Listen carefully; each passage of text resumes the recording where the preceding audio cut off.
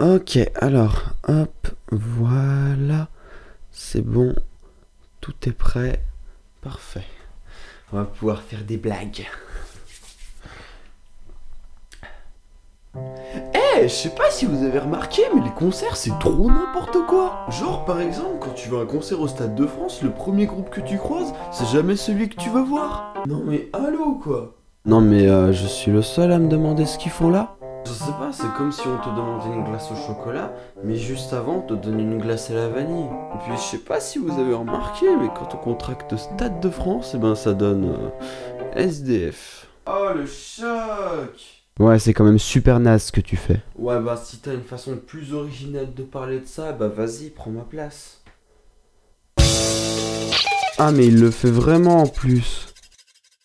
Amoureux de la musique, salut et bienvenue. Oh, ça, c'est parce que je reviens du concert de Slash à Paris. D'ailleurs, quelle étrange coïncidence, car devinez quoi? Aujourd'hui, je comptais vous parler des concerts et des festivals de musique. N'est-ce pas magnifique?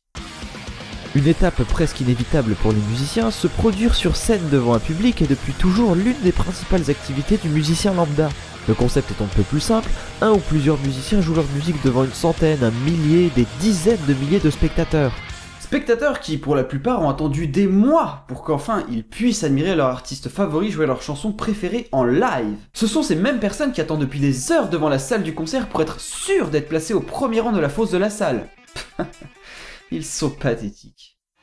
Et pourtant, on peut difficilement imaginer que se prendre 100 décibels de musique dans les oreilles pendant 2 heures soit quelque chose d'agréable. Mais il n'y a pas que AC/DC, Metallica ou je ne sais quel autre groupe qui ont le privilège de se produire sur une scène. Si vous prenez le temps de passer au bar le plus proche de chez vous, il y a de fortes chances pour qu'un groupe de musiciens de la ville soit en train de pousser la chansonnette devant quelques dizaines de personnes, chope de bière à la main. Se produire sur scène est avant tout un moyen de se faire connaître au grand public, que ce soit pour rappeler que le dernier album du groupe est sorti ou simplement pour dire « Hey ! Nous aussi on existe ! Bonjour !» Des artistes peu connus peuvent avoir la chance de monter sur la scène de Bercy, mais il arrive assez souvent que, dans ce cas-ci, les musiciens montant en premier sur scène ne sont jamais ceux que le public souhaitait voir à la base. Il s'agit de la fameuse première partie. Là aussi, le principe reste simple, un artiste ou un groupe qui se produit sur une scène aime le travail d'un autre artiste ou d'un autre groupe un peu moins connu.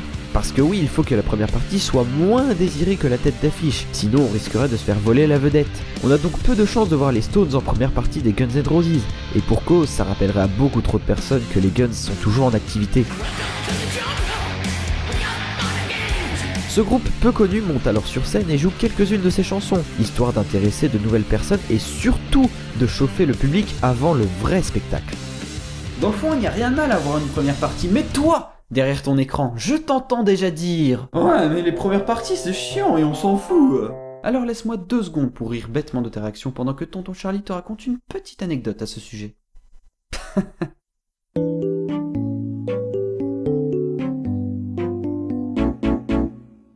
Au milieu des années 70, le groupe AC/DC commence petit à petit à se faire connaître, notamment en assurant la première partie de groupes tels que Black Sabbath, Aerosmith ou encore Kiss. Et c'est à un concert de ce dernier groupe à New York que AC/DC enflamme le public à tel point que la salle commence à se vider lors de l'arrivée de Kiss. En gros, la première partie a fait un carton plein dans la salle, tandis que le passage de la tête d'affiche fut d'une tristesse infinie. Alors toi, derrière ton écran, ne sous-estime plus jamais le pouvoir d'une première partie. Plus jamais. Bon, on parle des concerts en salle de spectacle depuis tout à l'heure, mais le plus impressionnant, ça reste les festivals. Mais attention, pas n'importe quel festival, mais les gros festivals. Genre ceux avec 400, 500, 600 000 personnes. Un exemple qui vous parle peut-être, Woodstock. Reconnu pour avoir été un des moments les plus importants de l'histoire de la musique, le festival de Woodstock qui s'est déroulé du 15 au 18 août 1969 n'est pas qu'un simple regroupement de hippies. Alors que le festival devait accueillir 50 000 personnes, il en accueille finalement 10 fois plus que prévu et se rallonge d'une journée. C'est en grande partie grâce à ça que le festival possède encore de nos jours une telle renommée.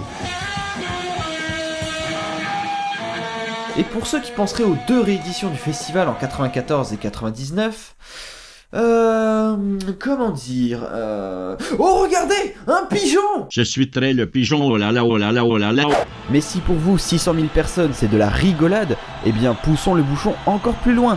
1 500 000 personnes.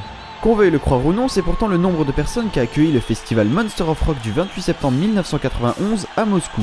Non mais imaginez juste dans votre esprit 1 500 000 personnes devant la même scène. Un tel attroupement occuperait facilement 50 000 mètres carrés. Non, en fait, j'en sais rien, je suis un peu nul en calcul. Puis, pour tout vous avouer, j'avais pas les moyens de tester la chose, vous comprenez? Ramener sérieusement 1 500 000 personnes pour leur demander combien de superficie ils occupent, ce serait un peu démesuré quand même. Puis le temps que je calcule... Mais qu'est-ce que je fiche ici, bordel? Merde! Et pourtant les festivals, il y en a partout et pour tous les goûts, que ce soit le Hellfest, le Sonisphere ou encore le Rock en scène, autant de festivals qui sauront convaincre les goûts de chacun. Aucune machine ne pourra enregistrer ce son si parfait qui est dégagé lors d'un concert.